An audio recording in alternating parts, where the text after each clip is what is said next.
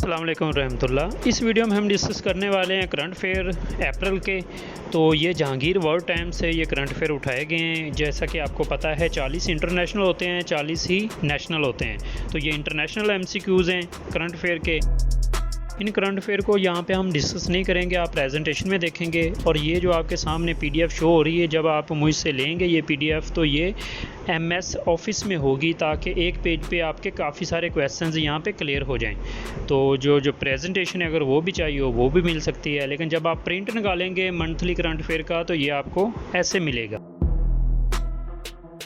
जी। तो current affair start करते हैं और आपने भी स्पीड से इसके जवाब देने हैं।